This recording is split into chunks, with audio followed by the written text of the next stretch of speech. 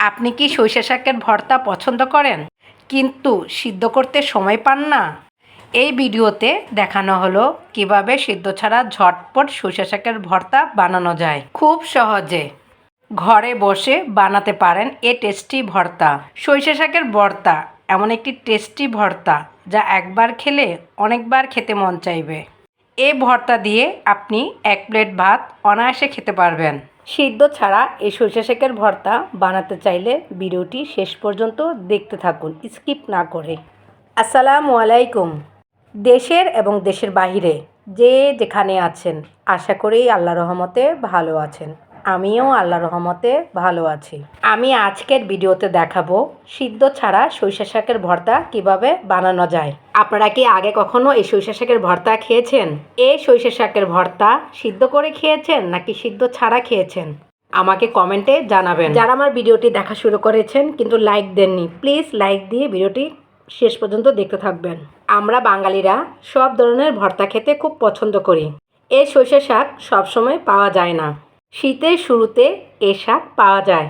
এই শাকের ভর্তা খাওয়ার জন্য আমরা অধীর আগ্রহী থাকি কখন শীত আসবে, কখন আমরা সরিষা শাকের ভর্তা খাবো। সরিষা শাক ভিটামিন এ, সি ও কে, ক্যালসিয়াম, আয়রন ও ফাইবারে ভরপুর। এটি খেলে হাড় মজবুত হয়, চোখের স্বাস্থ্যের জন্য ভালো এবং রক্তচাপ নিয়ন্ত্রণে থাকে। সিদ্ধ না করলে শাকের সব ভিটামিন ও খনিজ থাকে অক্ষুণ্ণ, তাই এটি স্বাস্থ্যকর এবং হালকা খাবারের জন্য খুব উপযুক্ত।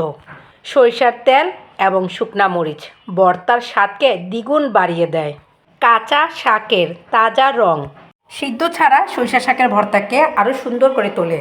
কম উপকরণ, কম সময় এবং সহজভাবে এই ভর্তাটি তৈরি করা যায়। এই শাক হলো সিজনাল শাক। শীতকালে এই শাক প্রচুর পাওয়া যায়। তখন এই কাঁচা শাক ব্যবহার করে ভর্তা বানানো হলে স্বাদ তাজা এবং রঙও উজ্জ্বল থাকে। সিদ্ধ ছাড়া এই সরিষা শাকের ভর্তা ভাত, খিচুড়ি, পোলাও সব কিছুর সাথে খেতে খুব ভালো লাগে। সিদ্ধ ছাড়া এই সরিষা শাকের ভর্তায় সামান্য একটু লেবুর রস দিলে এবং কাঁচামরিচ দিলে খাবারের স্বাদ অনেক গুণ বেড়ে যায়। যে কোনো ভর্তা করার সময় লবণ বেশি দিলেও ভালো লাগে না, আবার কম দিলেও ভালো লাগে না, কারণ বেশি বা কম লবণ ভর্তার স্বাদ নষ্ট করে দেয়।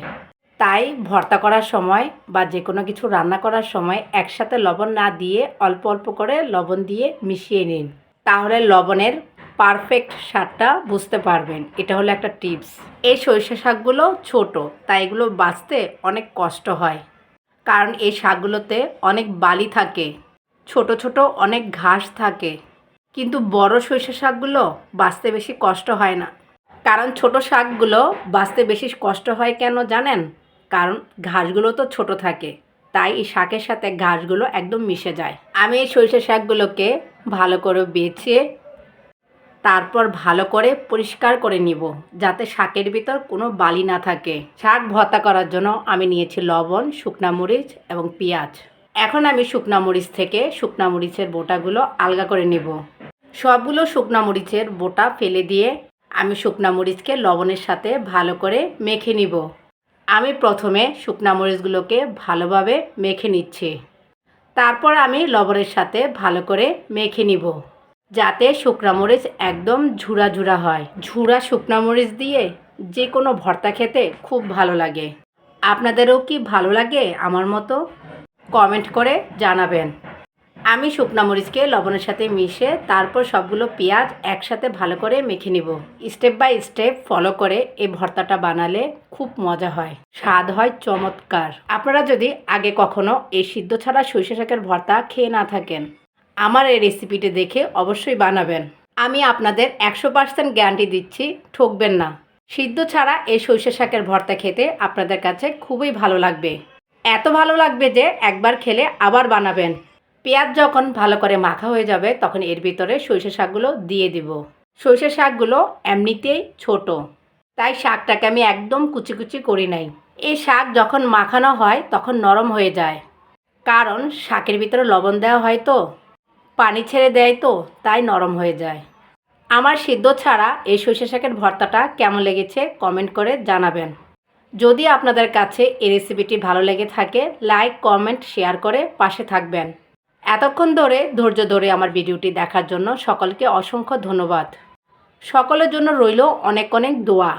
এই সরিষা শাকের ভর্তাটা যখন আমি করছি আমার কাছে মনে হচ্ছে যে আমি তখনই খেয়ে ফেলি। সরিষা শাকের ফাইনাল লুক দেখুন, নয়ন জুড়িয়ে যাচ্ছে, তাই না? এই যে দেখছেন শাকটা একদম নরম হয়ে গিয়েছে এবং ছোট হয়ে গিয়েছে। এই ভর্তা খেতে হয়েছে অসাধারণ এবং দেখতে হয়েছে অনেক লোভনীয়। আসসালামু আলাইকুম, সবাই ভালো থাকবেন। আল্লাহ হাফেজ।